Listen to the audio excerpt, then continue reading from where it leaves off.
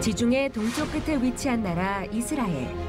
이스라엘은 남북의 길이만 400여 킬로미터, 동서 길이는 가장 넓은 곳이 121킬로미터에 이르는데요. 지구 반바퀴 너머에 있는 이스라엘은 성경 속 약속의 땅으로 알려져 있어 우리에게는 멀지만 가까운 나라 중 한 곳이기도 합니다. 우리에게 무한한 감동과 은혜, 그 이상의 것을 안겨주는 성서의 땅으로 함께 가봅니다. 헤롯 대왕이 인조 항구를 축조하여 로마 황제 가이사 아구스토에게 헌성한 지중해 연안 도시이다. 예루살렘 북서쪽 105km 지점에 위치하였다. 당시 로마 총독부가 위치한 팔레스타인 제1의 거대 도시로 주민 대다수는 헬라인이었다. 신약 성경에서 가이사랴는 집사 빌립이 전도한 성읍 중 하나로 언급되었다. 베드로는 이곳에서 로마 백부장을 회심시켰다. 또 헤롯 아그리파 1세는 이곳에서 공관을 마련하고 나라를 다스리다 죽음을 맞았으며 회심한 바울이 고향 다소로 가는 도중에 이 도시에서 복음을 전하였고 후에 2차, 3차 선교 여행에서 팔레스타인으로 귀향할 때 이 항구를 이용하기도 하였다. 또한 3차 선교 여행 후 예루살렘에서 체포된 바울은 이곳에 감금되어 있다가 총독 벨릭스와 베스도 아그리파 2세 앞에서 변론하였고 로마로 압송될 때 이곳에서 출항하였다. 호화로운 공공 건물로 명성이 높았던 카이사레 안은 서기 6세기에 로마의 속주 유대 지역의 수도가 되었으며 로마인들이 유대인 반란을 진압했던 서기 70년에는 팔레스타인의 수도가 되었다. 639년부터 13세기까지 이 도시의 지배권은 십자군과 무슬림 사이를 오갔다. 1251년 제6차 십자군 원정 때 프랑스 왕 루이 9세가 이 도시의 요새를 쌓아 방어했다. 이 십자군 도시는 결국 1265년에 맘루크 왕조의 술탄인 이집트의 바이바르스에 의해 정복당하고 파괴되었다. 로마 시대 카이사레아의 유적으로는 잘 보존되어 있으며 높이가 높고 길이가 20km에 달하는 수도교, 보관된 로마 극장, 로마 세계에서 가장 큰 것 중 하나인 히포드롬, 아우구스투스에게 바친 사원, 그리고 호화로운 저택 한 채가 있는데 이 도시의 넓이는 66헥타르에 달했다. 헤롯 대왕은 기원전 21년 동부 지중해에서 가장 큰 웅장한 심해 항구를 건축하기도 했으며 아우구스투스 형제를 기리는 의미에서 이를 세바스토스 라 이름 지었다. 4세기에 카이사레아는 기독교로 개종했으며 기독교 로마 제국의 중심지가 되었다. 이후의 유적들로는 비잔틴 양식의 교회, 십자군이 세운 요새, 13세기에 세워진 요새 성벽 등이 있다. 카르멜산은 이스라엘 해안도시 하이파에서 동남쪽으로 3km 거리에 위치한 산악지역 전체를 통칭한다. 카르멜산의 지명은 히브리어로 포도밭을 의미하는 케렌에서 유래한 것으로 하나님의 포도원을 의미한다. 카르멜산은 고대부터 신성한 산으로 여겨졌으며 주전 16세기의 이집트 문헌에 거룩한 산으로 기록되어 있다. 구약 성서의 기록에 의하면 이 산은 우상 숭배의 중심지였으며 예언자 엘리야가 바알 신의 거짓 예언자들과 대결한 장소로 기록되어 있다. 초기 기독교도들도 이 산을 신성하게 여겼으며 6세기부터 수행자들이 이곳에 은둔하기 시작하며 카르멜 수도회로 발전하게 된다. 13세기 초기에 예루살렘의 초대 주교였던 성 알베르토에 의해 카르멜 수도회의 첫 규칙서가 쥐어졌으며 이는 1247년 교황인 로첸시오 4세에 의해 탁발 수도회로 인준되었다. 예언자 엘리야가 희생제물을 바친 장소로 알려진 무효라카의 1883년에 복원된 카르멜 수도원이 있다.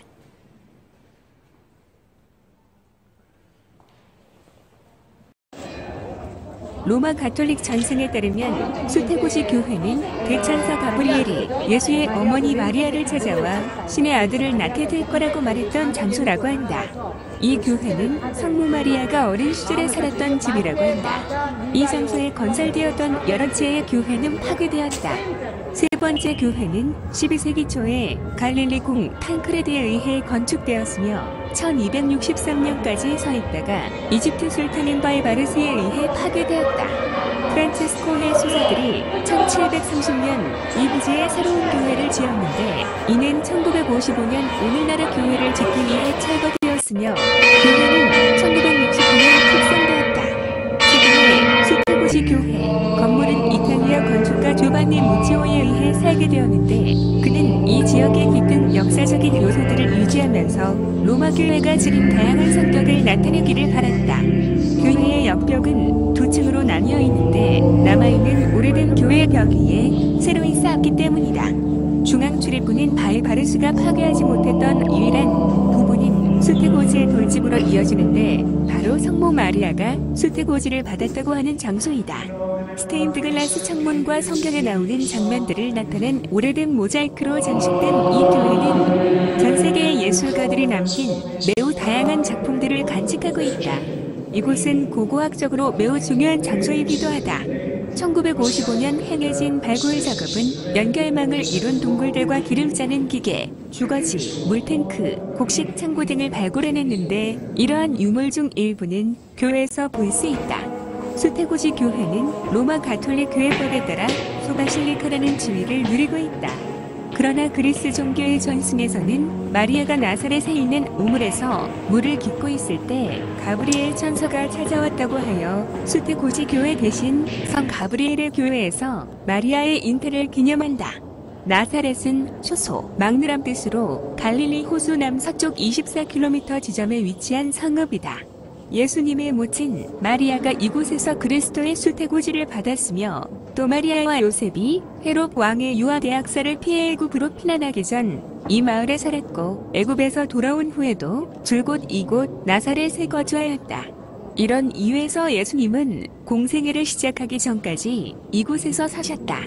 또 공생의 기간 중에도 몇 차례 이곳을 방문하여 복음을 전했으나 배척받았고 심지어 생명의 위협을 받기까지 하셨다.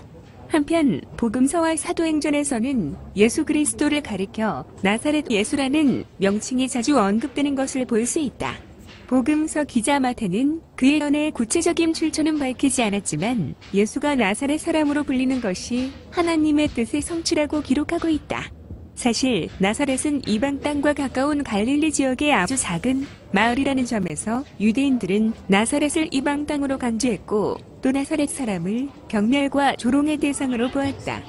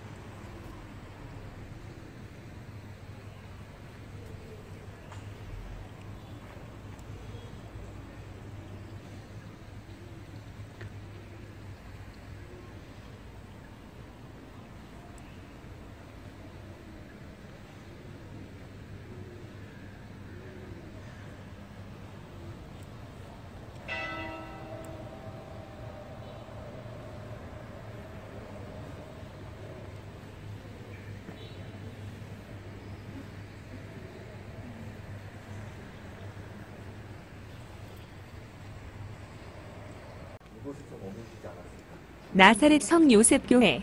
예수님이 아버지 요셉과 어머니 마리아와 함께 살았던 집터와 요셉이 목수일을 하던 동굴 위에 요셉을 기념하는 성 요셉교회가 있다. 비잔틴 시대에 처음 지어졌는데 파괴되었고 두 번째는 십자군 때 다시 지어졌으나 파괴되었다. 프란체스코 수도회의 소유로서 현재의 건물은 십자군 시대 교회 유적 위에 1914년에 다시 건축한 것이다. 계단을 내려가면 비잔틴 시대의 지하에 배소, 곡식 창고, 물탱크 등이 있다. 이를 통해 예수님 당시의 집의 형태를 볼 수 있다.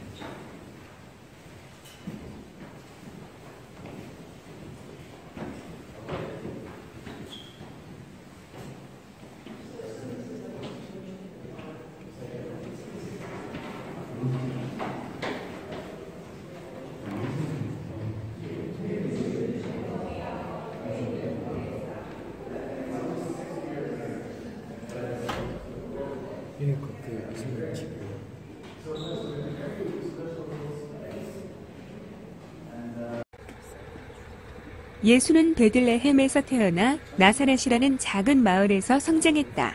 베들레헴은 다윗 왕의 고향이기 때문에 유명했으나 나사렛은 거의 알려지지 않은 곳이었다.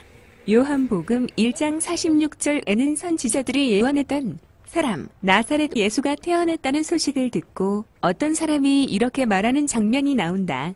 나사렛에서 무슨 선한 것이 날 수 있느냐? 그리스도를 나사렛 예수라고 부르는 것은 말하자면 시골뜨기 예수라는 말과 매한가지였다.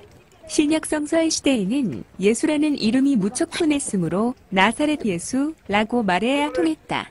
예수가 나사렛 예수로 알려진 것은 역설적이다. 정작 그의 고향은 그를 신이 보낸 사람으로 인정하지 않았기 때문이다. 오히려 그는 고향에서 목숨을 잃을 뻔한 적도 있었다. 누가복음 4장 29절. 일어나 동네 밖으로 쫓아내어 그 동네가 건설된 산 낭떠러지까지 끌고 가서 밀쳐 떨어뜨리고자 하되 이런 맹대에 대해 예수는 이렇게 말했다. 선지자가 자기 고향과 자기 친척과 자기 집 외에서는 존경을 받지 못함이 없느니라. 예수가 공적 생활을 보낸 터전 나사렛이 아니라 갈릴리 해안의 큰 도시 가버나움이었다.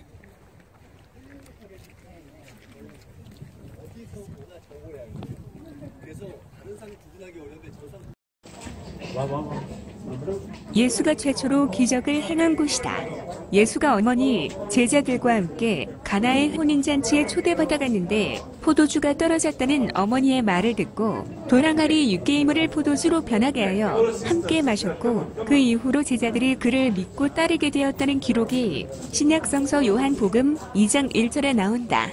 이 기적은 예수가 광야에서 떡 5개와 물고기 2마리로 여자와 어린이를 제외하고도 5,000명이나 되는 사람들을 배부르게 먹였다는 오병이어의 기적과 함께 최후의 만찬을 시사하는 것으로 해석되어 14세기 무렵부터 미술에 자주 등장하는 소재가 되었다. 현재 이곳에는 가톨릭 교회와 그리스 정교회가 한 군데씩 있어 예수의 기적을 기리고 있다. 가나는 갈대라는 뜻이다. 갈릴리 호수 근처의 고지마을로 나사렛 북동쪽 10km 지점에 위치하였다.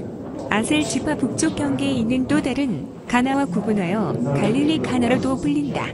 이곳에서 예수님은 물로 포도주를 만드는 공생의 최초의 이적을 행하셨으며 왕의 신하의 병든 아들을 고쳐주기도 하셨다. 예수님의 제자 중 나다나엘의 고향이다.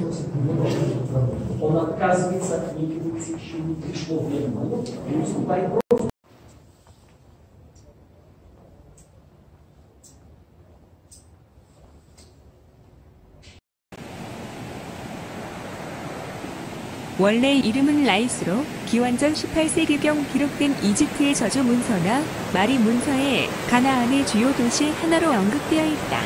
이곳이 전통적인 가나안의 도시로 발달할 수 있었던 것은 해몽산의 눈이 녹은 물이 서크양의 내부로 스며들었다가 산기슭인단에서 맑은 샘으로 솟아나며 요르단강의 원천을 이루는 것과 깊은 관계가 있다. 따라서 이곳에는 신석기 시대부터 주거지가 형성되기 시작했으며 풍부한 물과 주변의 기름진 경작지 덕분에 근처에서 가장 중심적인 도시 세력으로 성장했다. 기원전 1900년경 처음으로 성벽이 건설되었으며 이때 성벽으로 둘러싸인 도시의 넓이는 6만여 평 정도였다. 단 지파는 원래 아얄론 평양을 중심으로 한세펠라와 지중해 연안 지역을 분배받았지만 이미 그곳에 정착해 있던 블레셋 민족에 밀려서 세력을 확장하지 못하고 북쪽으로 이동하여 가나안의 전통적인 도시였던 라이스를 정복한 후 도시 이름을 자신들의 지파 이름을 따서 단이라고 개명하였다. 성서에 의하면 이곳은 남북 왕국이 분열된 후 여로보암에 의해 금송아지를 숭배하던 장소로 부각되어 있다. 또 이스라엘의 바하사 왕 시대에는 시리아의 벤하닷 왕이 이곳을 침공하여 파괴시키기도 하였다. 이곳은 1966년 이래로 예루살렘의 히브리 유니온 대학의 A. 비란 교수에 의해 지속적으로 발굴되었다. 지금까지 축적된 발굴 결과를 통하여 단의 주거 역사를 시대별로 보면 기원전 2700년경을 기점으로 한 초기 청동기 시대부터 중기 청동기 시대, 후기 청동기 시대, 철기 시대, 이스라엘 시대, 고대 그리스 시대와 로마 시대로 구분할 수 있다. 현재까지 발굴된 단의 유적의 대부분은 여로보암 이후 이스라엘 시대에 건설된 것들이다. 대표적인 것으로 웅장한 규모의 성문과 성벽, 제2장소 등을 들 수 있다.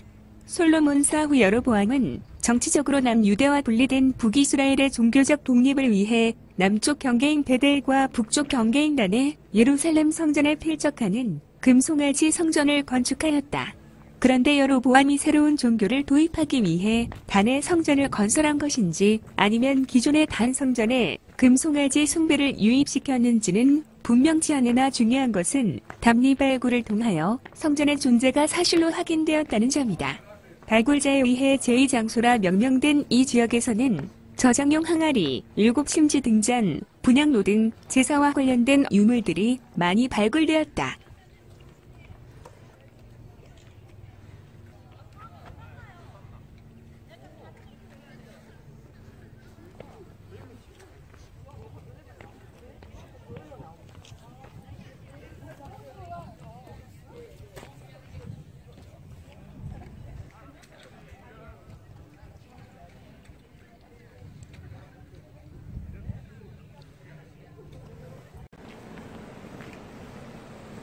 가이사레 빌립보는 갈릴리 호수 북방 40km 지점 헤르몬산 남쪽 완만한 경사지에 위치한 도시이다. 구약시대에는 바알 가디라 불렀다. 팔레스타인 지역에서 가장 아름답고 풍요로운 지역 중 하나인데 북동쪽에 위치한 헤르몬산 해발 약 2769m, 이 풍부한 수원 역할을 했다. 원래 이 도성은 가이사 아고스도가 헤롯 대왕에게 하사한 도시였는데 후에 헤롯 빌립 2세는 이 도시를 새롭게 정비하고 황제를 기린다 하여 가이사랴로 불렀고 지중해 연안의 항구 도시 가이사랴와 구별하기 위해 빌립의 이름이 붙여졌다. 이곳은 헬라, 로마 문명의 중심지로 대부분 이방인이 거주했다.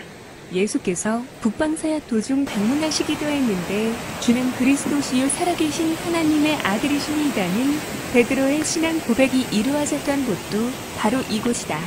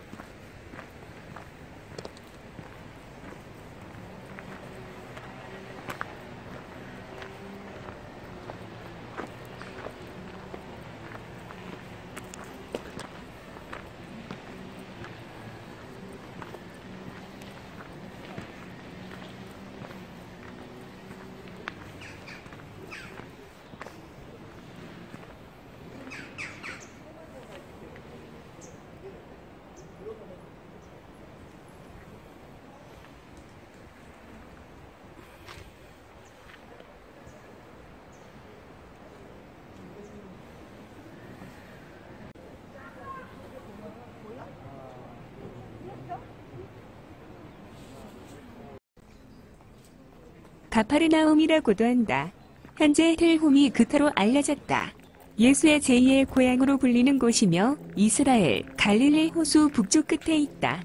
예수의 시대 얼마 전부터 예루살렘과 아크레에서 다마스쿠스를 거쳐 바빌론으로 통하는 주요 중계지로 번성하였다. 예수님의 제자 중 하나인 세리마테는 이곳 가버나움 세관에서 제자로 부름받았다. 당시 지중해 방면으로 교역과 상업이 번창하여 세관이 있었고 큰 종교회당이 있었다고 전해진다. 세관문으로 들어서면 돌기둥이 늘어서 있고 4세기경에 세워진 시나고그 유적이 있다. 갈릴리에서는 가장 큰 2층 회당이었으며 1층은 남성, 2층은 여성 예배소였다. 앞쪽에는 베드로 장로의 집터에 세워졌던 초기 교회의 유적도 남아있다. 성서에 의하면 예수는 이곳에서 가난한 자, 약한 자를 위하여 수많은 기적을 베풀었다. 문둥병을 치료하고 중풍 환자를 낫게 하였다. 베드로 장로의 열병을 고쳐주었고 마을의 가장 큰 회당 주인의 딸이 죽었는데 이를 다시 살렸다고 전해진다. 또 원장님을 눈뜨게 하고 손이 오그라든 사람을 멀쩡하게 하였다. 이와 같은 기적을 행했음에도 불구하고 많은 사람이 회개하고 믿지 않았기 때문에 예수는 성읍이 몰락할 것이라고 예언하였다. 6세기에 퇴락하여 사람이 살지 않게 되었다.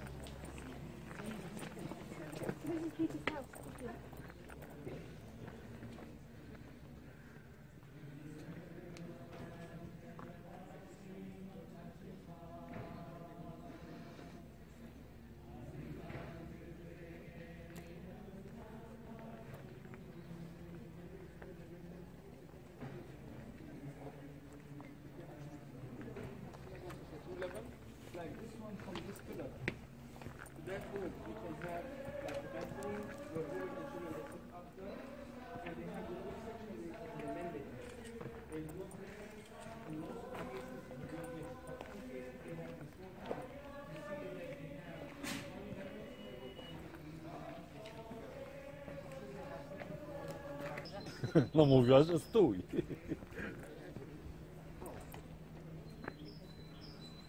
Oj.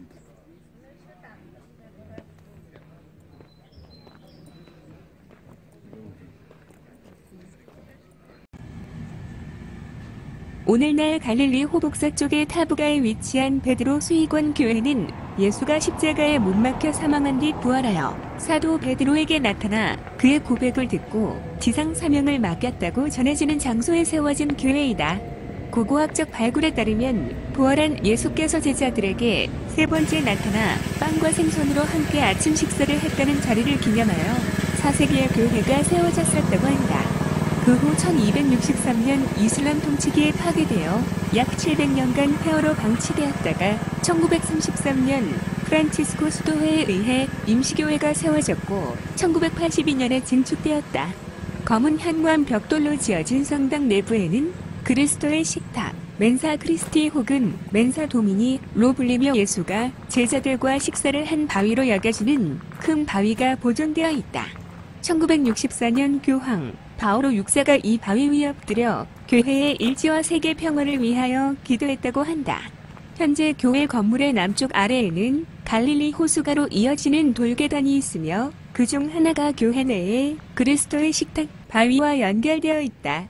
이 돌계단에서 예수가 베드로를 불렀다고 추정한다. 계단 주변에는 초대 교회의 12사도를 상징하는 뜻으로 돌기둥 12개가 세워져 있었다고 하며 그 최초의 기록은 808년의 것이다. 그러나 지금은 모두 소실되고 흔적만 남아있다. 교회 앞 정원에는 예수가 베드로에게 안수하는 장면을 묘사한 조각가 마르티니의 청동 조각 작품과 교황 바오로 6세의 타브가 방문 기념 모자이크 작품이 있다.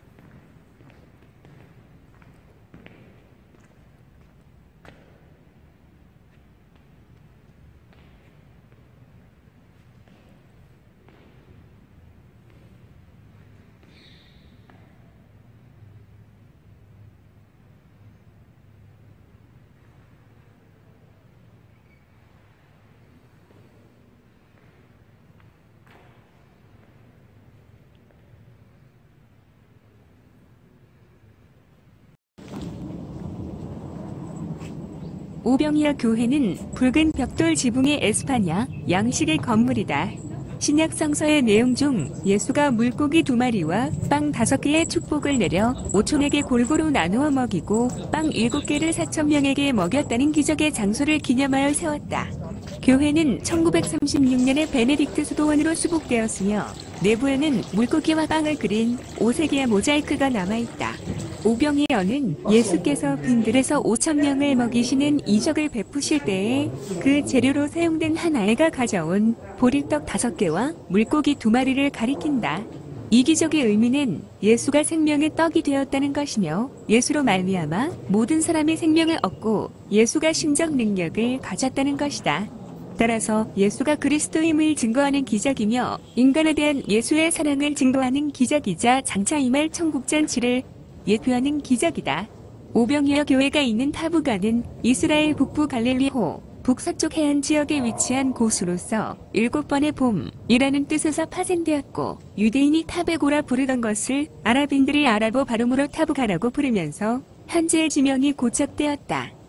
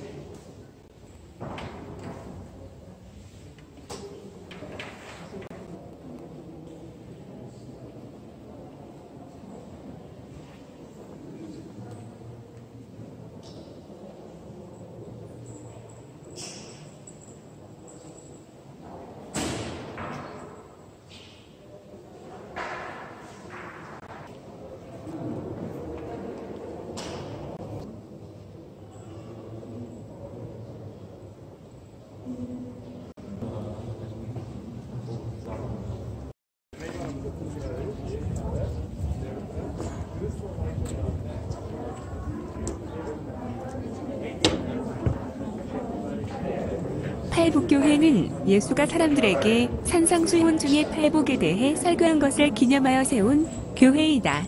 산상수훈으로 불리는 예수의 설교는 성경 마태복음 57장, 누가복음 6장에 기록되어 있다. 각각의 기록에 등장하는 장소가 약간 차이는 있으나 갈릴리 호숫가의 언덕이라는 점은 일치한다. 팔복산으로 믿어지는 장소는 갈릴리 호수 북서부 해안으로 가버나움과 게네사렛 사이에 위치하며 오병이어의 기적이 일어난 곳으로 전해지는 타부가에서 약 3km 거리이다. 일반적으로 이 산상수훈은 윤리적 행위에 대한 예수의 가르침을 집약적으로 잘 드러내고 있다는 점에서 초대 그리스도 시대부터 오늘날까지 그리스도 교도들의 윤리 행위의 지침이 되고 있다. 그 내용은 유명한 팔복을 서두로 하여 사회적 의무, 잘선행위, 기도, 금식, 이웃사랑 등에 관한 예수의 가르침인데 유대인들의 옛 율법 전통과는 잘 대조되어 나타난다. 끝으로 참된 종교적 신앙생활의 내면적 본질에 관한 가르침이 짤막한 비유로 제시되고 있다.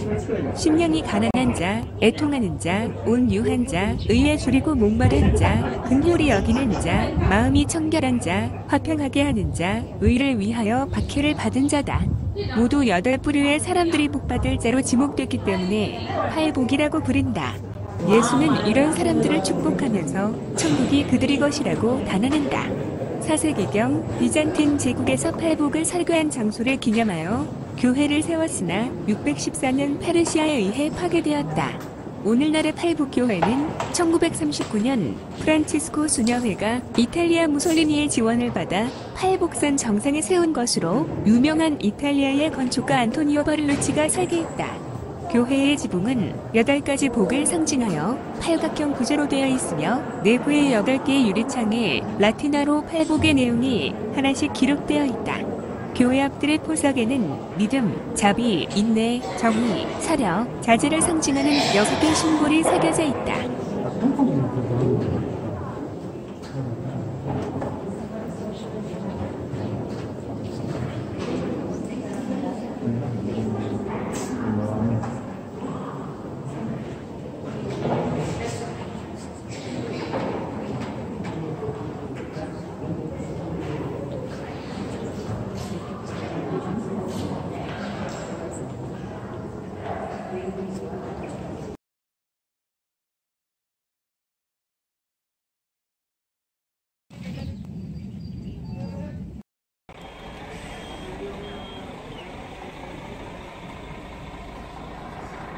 예수의 세례 장소는 신약 성서의 요한복음에서 요단강 건너편 베다니라고 기술한 것에 근거하는데 강이 동쪽 기슭인지 서쪽 기슭인지에 대해서는 명확히 밝히지 않았다. 이로 인하여 요르단강 동쪽에 있는 요르단과 서쪽에 있는 이스라엘은 서로 자신의 영토에 예수의 세례 장소가 있다고 주장해왔다. 이스라엘은 신약 성서를 근거로 하여 요르단강 서쪽 기슭에 있는 카스리엘 야후드가 예수의 세례 장소라고 주장해왔다.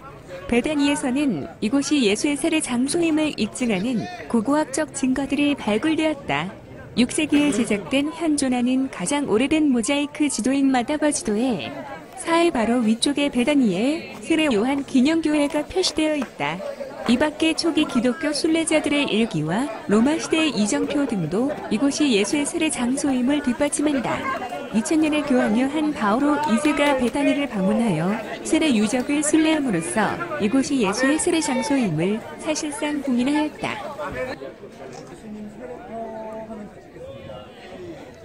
예수님 세례터.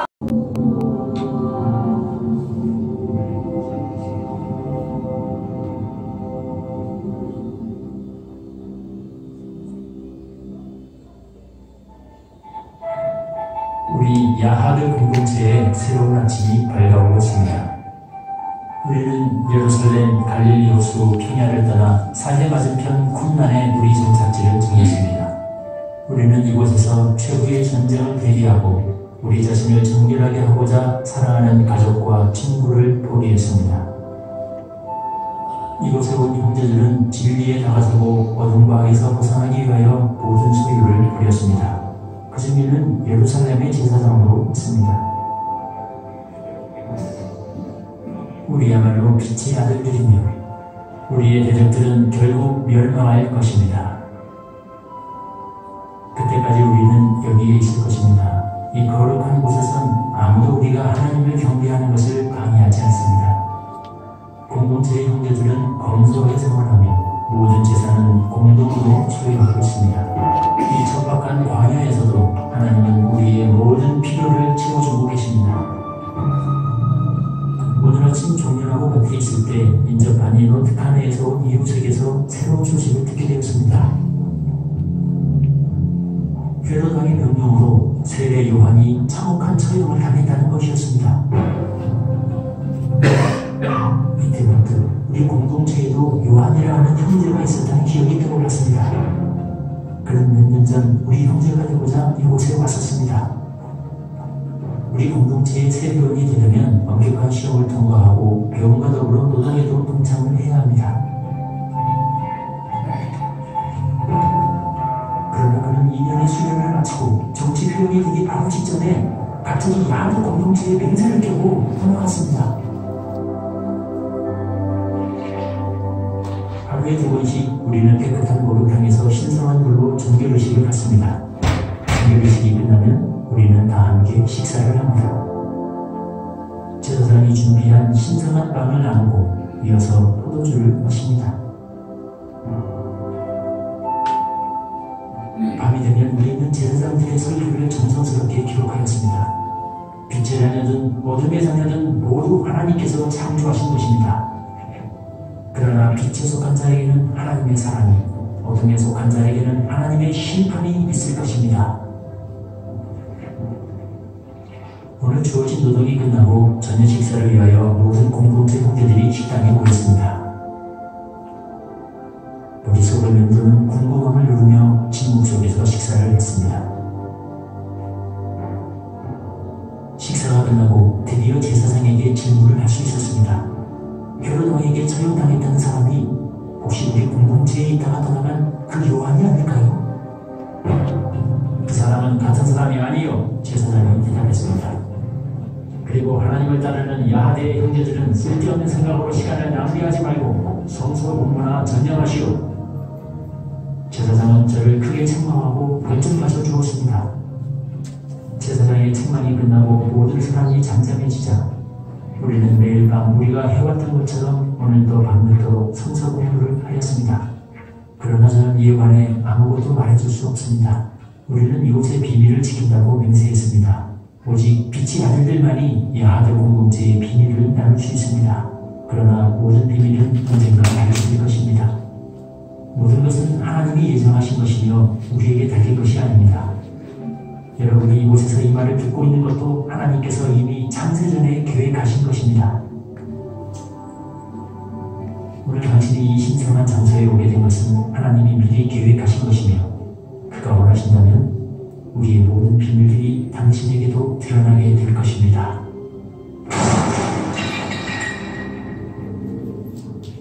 기원후 68년 로마군이 이 지역에 쳐들어오자 야하드 공동체 영웅들은 그들이 적어놓은 기록들을 항아리에 담아 지금 우리 주변에 있는 열왕기의 동물 속에 숨겨두었습니다. 1900년이 지난 후 1947년도 쿰란 문서 또는 사유문서라 불리는 이 값진 두리마리들이 베두인 목동에 의해 우연히 발견되었습니다.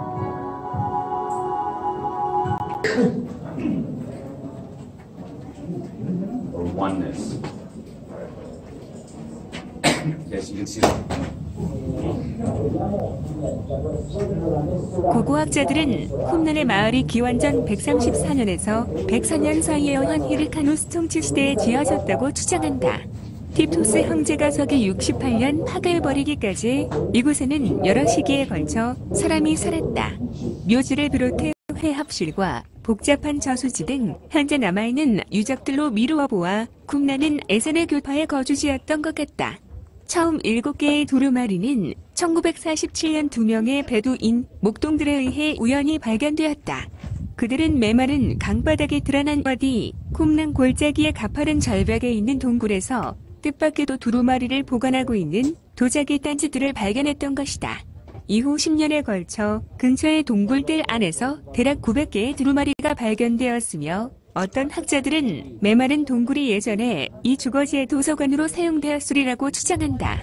사회 사본이 중요한 까닭은 이 두루마리들이 고대 이스라엘의 서로 다른 유태 분파와 교리에 따른 종교적인 믿음과 관습을 설명하는 내용을 담고 있었기 때문이었다.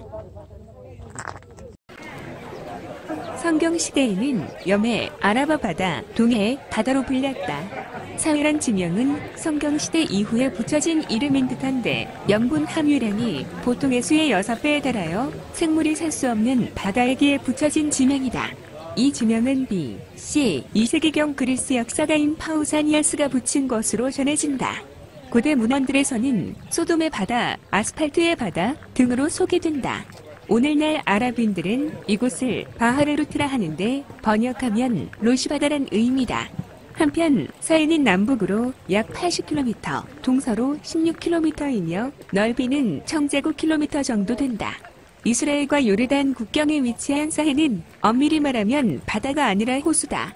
그러나 예로부터 서해라는 명칭을 써왔기 때문에 그렇게 부른다. 그런데 서해는 수면이 해수면에 비해 약 400m 정도 낮다. 수면의 높이는 끊임없이 변하기 때문에 정확하지 않지만 여하튼 해수면에 비해 너무 낮은 까닭에 주위에서 유입되는 물이 다른 곳으로 빠져나가지 못한다. 특히 세계에서 수면이 가장 낮은 요르단 강으로부터 유황과 질산 성분을 하면 수백만 톤의 물이 날마다 이곳으로 들어오는데 당연히 다른 곳으로 빠져나가지는 못한다. 따라서 서해에서는 수분이 증발될 뿐 수분 가운데 함유되어 있던 염분 등은 고스란히 이곳에 남게 된다. 이렇게 유입되는 양에 비해 더 많은 양이 증발함으로써 수면은 점차 낮아졌고 수백만 년 동안 지속된 이런 상황으로 인해 서해의 크기는 줄어들었고 퇴적층의 두께는 점차 두꺼워졌다. 오늘날 사회의 염분 농도는 약 2633% 정도로 다른 해수의 평균 농도 5%에 비해 6배가 넘는다.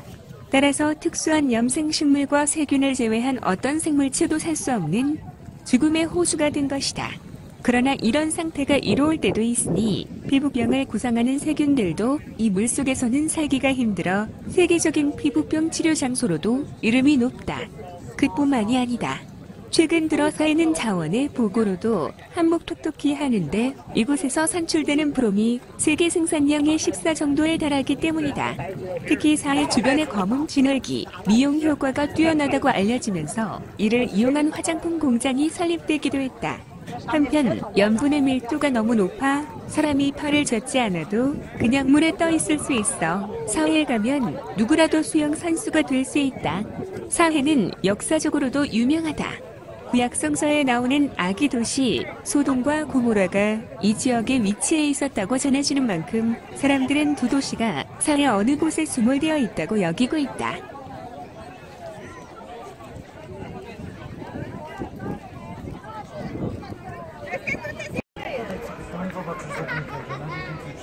십자가 모양으로 건축된 예수탄생교회의 규모는 길이 52m, 넓이 24m이며 교회의 출입문의 높이는 1.2m에 불과하다.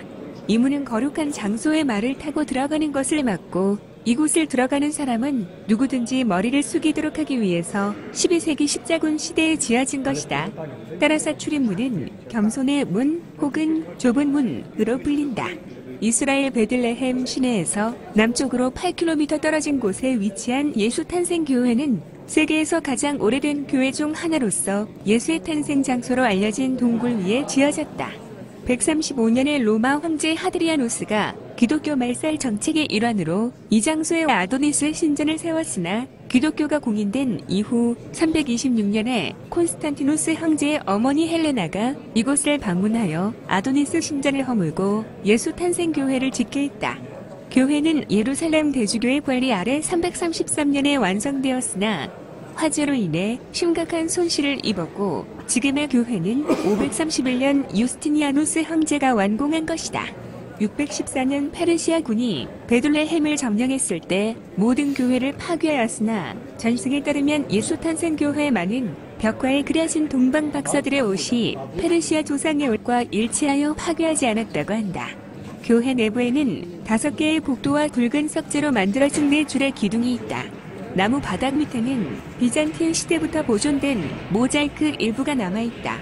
제단 양쪽 계단을 따라 제단 밑으로 내려가면 각 종파가 소유하는 11개의 음제 램프와 예수 탄생 지점을 표시한 14개의 꼭지점을 가진 은색의 별이 있다. 베들레헴은 빵집이란 뜻이다. 옛 지명은 에브란이다. 예루살렘에서 남서쪽 약 8km 지점에 위치해 있다. 이스라엘이 가나안을 정복한 후에 스불론 지파에 속한 베들레헴과 구분하기 위해 유다 베들레헴으로 불렀다. 시편 기자는 그곳을 여호와의 처소 곧 야곱의 전능자의 성막, 이 있는 곳이라 하여 메시아에 관한 예언을 했고 또 후에 미가 선지자는 메시아의 탄생주를 예언하면서 시족 이름을 따서 베들레헴 에브라다로 부르기도 했다. 예수께서 그곳에서 탄생하심으로써 그 예언이 성취되었다. 이곳에서 다윗이 생장했고 또 기름 부음을 받았으며 그로 인해 다윗의 동네로 알려져 있다. 사사시대 미가의 집에서 기거했던 레위인 소년도 이곳 출신이었고 루시 시어머니인 나오미와 그 남편 엘리멜렉, 보아스의 고향이기도 했다. 또 다윗의 30용사 중 하나인 에르난이 이곳 출신이며 요압의 형제 하사엘이 묻힌 곳이기도 했다. 그리고 이곳은 온 인류에게 생명의 양식이 되신 예수 그리스도의 고향이기도 했다. 초대교회 교부들이나 아르메니아 사분 등에 의하면 예수께서 탄생하셨다는 말구유는 동굴에 있는 가축들의 잠자리였을 것으로 추정한다. 예수님의 탄생지 베들레헴은 1세기부터 많은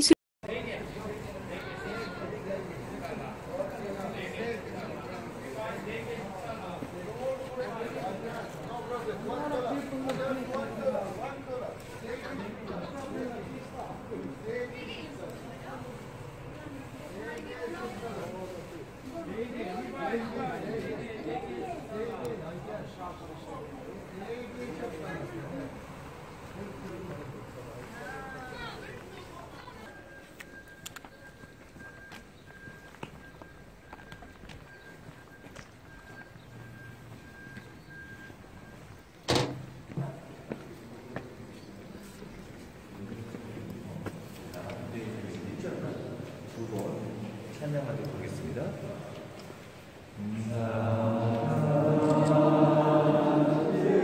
주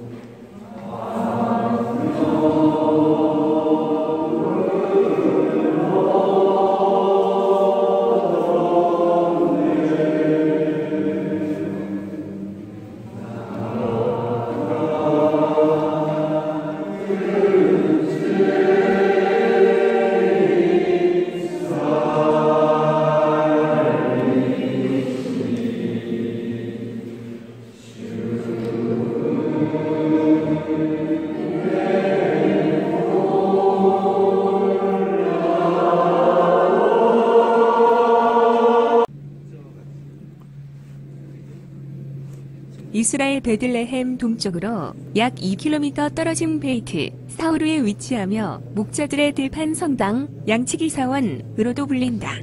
천사들의 들판의 목자들에게 예수가 베들레헴에서 태어났다는 소식을 전한 곳으로 추정되는 곳을 기념하여 세워진 교회이다. 이곳은 본래 보아스의 밭이 있던 곳으로 룻기의 무대가 된 곳이기도 하며 누가복음에는 예수의 탄생과 관련하여 다음과 같은 기록이 전해진다. 그 고장에는 들에 살면서 밤에도 양떼를 지키는 목자들이 있었다. 그런데 주님의 천사가 다가오고 주님의 영광이 그 목자들의 둘레를 비추었다. 그들은 몹시 두려워하였다. 그러자 천사가 그들에게 말하였다. 두려워하지 마라. 보라, 나는 온 백성에게 큰 기쁨이 될 소식을 너희에게 전한다. 누가복음 2장 8절. 오늘날 로마 가톨릭 YMCA 그리스 정교회의 새 교회가 세워져 있으며 그중 로마 가톨릭의 교회가 대표적이다. 1954년에 프란체스코에서 유목민의 천막을 연상시키는 모습의 교회를 세웠으며 교회 뒤쪽으로는 목자들이 추위를 피해 쉬던 곳으로 추정되는 동굴이 있다. 동굴 내부에는 들판을 내다볼 수 있도록 유리로 칸막이를 세웠으며 그 안쪽에 20여 명이 기도할 수 있는 작은 예배실이 있다. 그리스정 교회의 교회는 5세기에 지어진 것으로 로마 가톨릭 교회로부터 600m 떨어진 곳에 위치해 있다.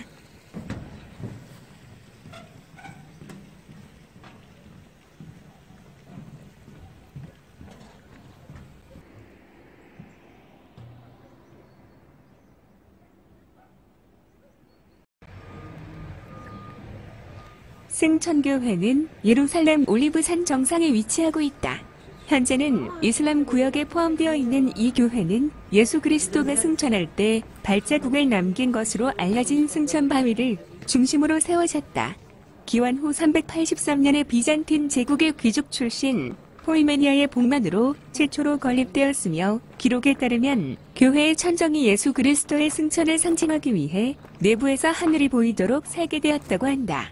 1152년에 십자군이 팔각형의 외벽을 가진 교회를 재건하고 아우스팅 수도회가 관리했으나 살라흐 아딘 유수프 이븐 아유브가 이끄는 이슬람 군대가 예루살렘을 점령한 뒤 1198년에 무슬림들이 팔각형의 건물 천정에 둥근 돔을 씌우고 이슬람 사원으로 개조했다.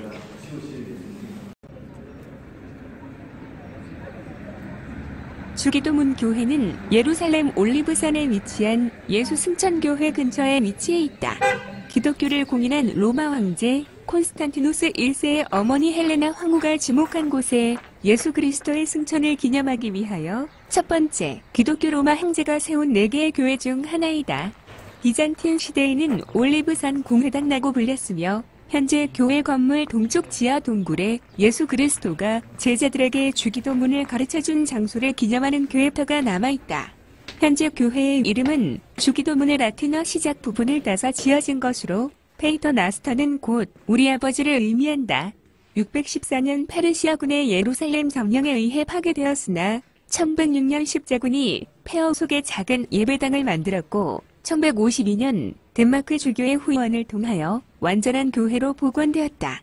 1187년 살라흐 알딘이 예루살렘을 포위 공격하는 동안 심각한 피해를 입은 교회는 그 후 예루살렘을 통치한 맘누주에 의해 1325년 완전히 폐허가 되고 만다.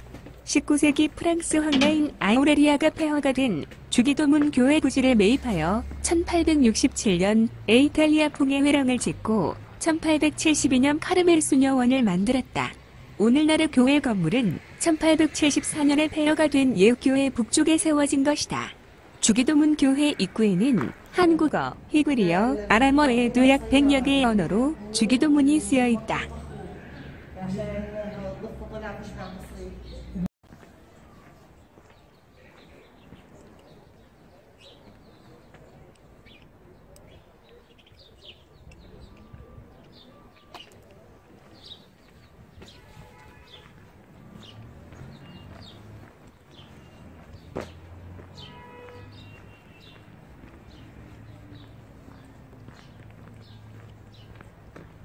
예루살렘 눈물교회는 올리브산에서 게세만 이동산으로 내려오는 중간 지점에 있다. 5세기 무렵 비잔틴 양식의 작은 성당이 있던 자리에 1955년 이탈리아 건축가가 다시 건립하였다. 교회명인 도미누스 플라비트는 라틴어로 예수가 눈물을 흘리다는 의미이다. 건물 외관이 눈물방울 모양을 하고 있으며 지붕의 네 귀퉁이에는 예수의 눈물, 슬픔을 상징하는 항아리가 있다. 이곳에서 예수가 예루살렘 성의 붕괴를 예언하였고 눈물을 흘리면서 설교하였다고 한다. 교회 제단에는 성경 구절에 나오는 암탉이 병아리를 모는 모습이 새겨져 있고 마당에는 예수가 머리에 쓴 가시관을 만든 가시나무가 있다. 교회 안 뒷부분에는 5세기 무렵의 제단이 남아있고 정면의 유리창에는 예수의 고난을 상징하는 가시덩굴이 만들어져 있는데 이곳을 통해 예루살렘 전체를 한눈에 조망할 수 있다. 예루살렘 올리브산 비수에게 위치한 만국교회는 겟세마네 교회로도 불린다. 겟세마네는 히브리어로 올리브 정권을 의미한다. 이곳에서 예수가 로마군에 체포되기 전 최후의 밤을 고대 속에서 기도하며 보냈다고 전해지며 기도 자리로 추정되는 바위를 중심으로 비잔틴 시대의 AD 379년 교회가 최초로 세워졌다. 614년 페르시아에 의해 교회 일부가 훼손되었으며 746년에 지진으로 파괴되었다. 12세기에 십자군들을 재건했으나 다시 파괴되었다. 1345년에 파괴되었다. 그 후 폐허로 방치되었다가 1919년에 16개 국가의 성금과 건축자재 및 이탈리아 건축가 안토니오 바를루치의 설계로 교회 재건이 시작되었다. 기초공사를 하던 도중 중세 십자군 시대의 지하 예배실, 석조집안, 비잔틴 시대의 모자이크 등이 발굴되었다. 그 뒤로 새로 지은 건물 기초를 걷어내고 중세의 것을 복원했으며 고대 교회의 흔적을 발굴하기 시작했다. 새로운 교회 건축은 1922년 4월부터 다시 시작되어 1924년 6월에 완공되었다. 16개 국가 아르헨티나, 브라질, 칠레, 멕시코, 이탈리아, 프랑스, 스페인, 영국, 벨기에, 캐나다, 독일, 미국, 아일랜드, 헝가리, 폴란드, 오스트레일리아가 성금을 모아주었기 때문에 만국교회라고 불리게 되었다. 현재 로마 가톨릭의 프란치스코 수도회에서 관리하고 있다. 12개의 동 모양의 지붕을 중심으로 비잔틴 양식으로 지어진 이 교회 중앙에는 예수가 기도했다고 전해지는 바위의 일부가 철제 가시관으로 둘러싸여 보존되고 있다. 벽에는 이탈리아의 화가 줄리오 바르젤리니가 고하는 예수의 고통과 세상의 고통을 하나님께 바치는 의미의 정교한 모자이크가 있다. 교회 천정은 아름다운 보라색 스테인드 글라스로 장식되어 어두운 빛으로 내부를 비추고 있으며 교회 재건을 위해 기부한 16개 국가의 표지가 새겨져 있다. 교회 내부는 예루살렘 북서부의 리프타의 석재로 외부는 베들레헴의 붉은 빛의 석재를 사용했다. 사전에서 겟세마네를 찾아보면 커다란 정신적 고통을 겪는 장소나 사건이라고 되어 있다. 예수의 시대의 겟세마네는 예루살렘 부근의 정원 또는 동산이었다. 예수가 체포되던 날, 밤에 예수와 그의 제자들은 겟세마네에 있었다. 체포되기 직전 앞날을 미리 알았던 예수는 홀로 기도를 올렸다. 아버지여, 아버지께는 모든 것이 가능하오니 이 잔을 내게서 옮기시옵소서. 그러나 나의 원대로 마시옵고 아버지의 원대로 해옵소서. 여기서 잔이란 그가 곧 들게 될 고통의 잔을 가리킨다. 예수가 기도를 올릴 때 주변을 지켜야 할 제자들은 잠들어 있었다. 군중이 들이닥치자 배신자 유다가 스승인 예수에게 입맞춤을 했는데 그것은 누가 예수인지 군중에게 알려주려는 신호였다. 예수가 겟세마네에서 기도하고 고뇌하는 장면은 화가들에게 좋은 주제가 되었다.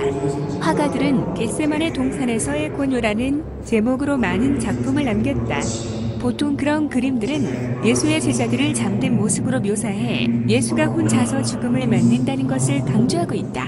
런던 내셔널 갤러리에 소장된 안드레아 만타냐의 작품에는 겟세마네가 마치 그곳에서 일어날 일을 예고하는 것처럼 험준한 바위산으로 그려져 있다.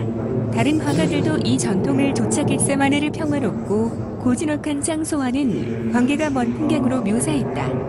엘 그레코의 겟세마네 동산에서의 고뇌에서는 예수의 슬프면서도 체념적인 표정이 거의 초현실적인 분위기로 표현되어 있다. 예수의 체포와 죽음을 다룬 영화들에는 당연히 겟세마네의 장면이 포함된다.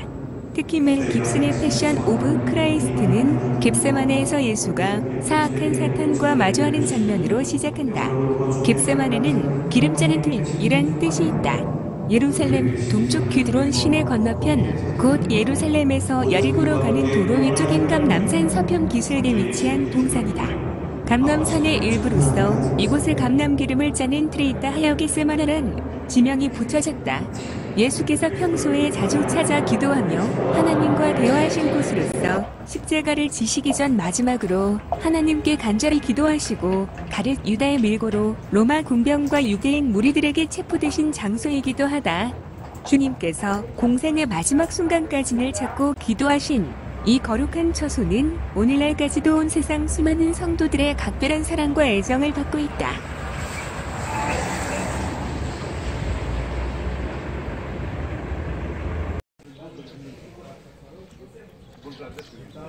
베데스다 연못은 개신교 명칭이며 천주교 명칭은 백자타이다. 베데스다는 고대 아람어에서 유래한 명칭으로 어원상으로는 자비의 집을 의미한다. 이곳은 기원전 8세기에는 위자 수시로 불렸었다. 또한 요한복음 5장 2절에 베자타 목가에서 병자를 고치시다 라는 기록이 남아있다. 이 연못은 오늘날 예루살렘의 스데반 문 안쪽에 위치해 있으며 근처에 성안나 성당이 있다. 스데반 문이 양문으로도 불리므로 베데스다 연못이 양의 연못으로 불리기도 한다. 이 연못은 고대 키드론 계곡에서 흘러온 빗물을 모아 성전에 물을 공급하는 역할을 했으며 직사각형의 형태로 깊이가 20m 정도 되었다. 연못 주변에는 의학적, 종교적 치료를 목적으로 하는 건물들이 세워졌다. 특히 연못 동쪽에는 기원전 150년경부터 기원 후 70년경까지 욕실과 병실 등이 지어져 대중들을 위한 치료소로 활용되었다. 요한복음에 의하면 모두 5개의 회랑이 있었으며 예수가 이곳에서 38년 된 중풍 환자를 안식일에 치유했다고 한다.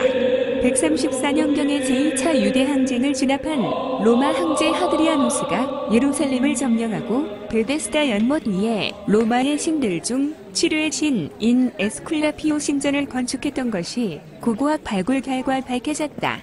그러나 5세기경 신전 자리에 성모 마리아에게 봉헌된 비잔틴 대성당이 세워졌다. 오늘날 연못 북쪽의 성당 발굴터 바닥에 화려하게 장식된 십자가 모자이크가 발견되었는데 이는 비잔틴의 테오도시오스 2세 황제가 십자가 바닥 장식을 금지한 427년 이전의 성당이 지어졌음을 의미한다. 성당은 614년 페르시아군에 의해 파괴되었으며 그 후 십자군이 요한복음의 치유의 기적을 기념하고자 폐허 위에 작은 기념교회를 세웠다. 교회 건물의 끝은 계단으로 베데스다 연못과 이어지며 계단 아래에는 로마 시대에 지어진 저수조가 있다. 교회와 베데스다 연못은 크림 전쟁 이후 1856년부터 프랑스 정부가 소유했으며 비앙키 수도회가 위탁 관리하고 있다. 고고학적 발굴 작업은 1871년부터 실시되었으며 비잔틴 시대와 십자군 시대에 세워진 웅장한 기둥들이 오늘날 순례자들의 눈길을 끌고 있다.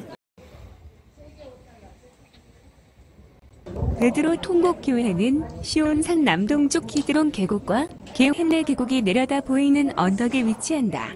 이곳의 지명 갈리칸투는 라틴어로 닭 울음소리를 표현하는 말로서 닭이 2번 울기 전 베드로가 예수 그리스도를 3번 부인하고 회개의 눈물을 흘린 장소를 상징한다. AD 457년에 비잔틴 교회에서 베드로의 회개를 기념하며 이 장소에 처음으로 교회를 세웠으나 1010년에 무슬림들에 의해 파괴되었다. 1102년에 십자군에 의해서 교회가 다시 건립되었고 현재의 명칭은 그 당시에 붙여진 것이다. 그러나 1320년에 무슬림들이 예루살렘을 재정복했을 때 교회는 다시 파괴되었으며 1931년까지 방치되었다. 1931년에 프랑스의 성모승천 수도회에서 이 지역을 발굴하고 지금의 교회를 세웠다. 교회가 세워진 장소는 또한 예수 그리스도를 신문한 대제사장 가야바의 집터로 추정되며 교회 지하의 동굴은 예수 그리스도가 잡힌 후 갇힌 감옥으로 여겨지고 있다. 교회 북쪽의 키드론 계곡 쪽으로 돌계단이 있는데 많은 기독교인들은 예수 그리스도가 체포되는 날 이 길을 따라 겟세마네 동산으로 갔다고 믿고 있다. 베드로는 본명이 시몬이었으나 예수가 베드로라는 이름을 지어주었다.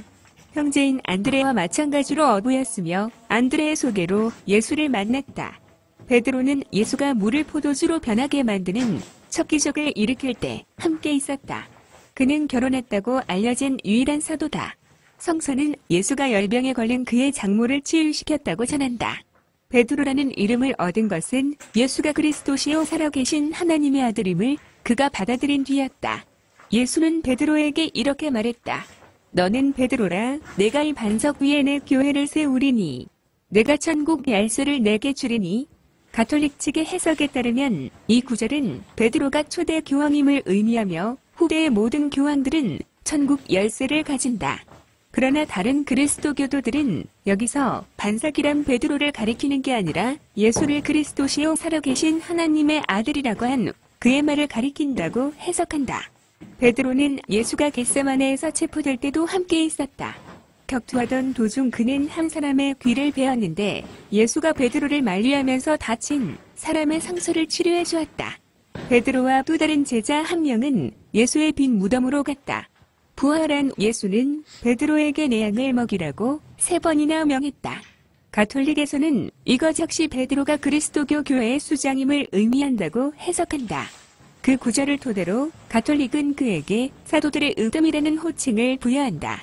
사도행전의 베드로는 실제로 12사도의 대표처럼 보인다. 사도행전 2장에는 그가 오순절에 설교하는 장면이 나온다. 그와 요한은 불구가 된 사람을 고쳐주어 장차 사도들이 기적을 행하리라는 예수의 예언을 실현했다.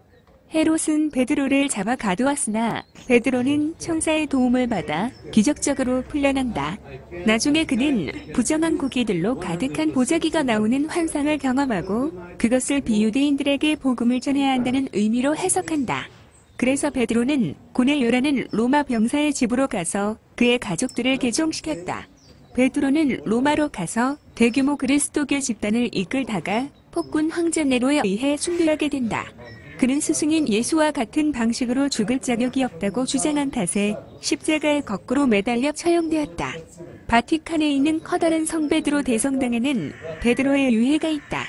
베드로는 예수와 마리아를 제외하고 그리스도교 미술에 가장 많이 등장하는 인물이다. 그는 널리 존경을 받지만 화가들은 그가 예수를 3차례 부인하는 장면을 특히 좋아한다.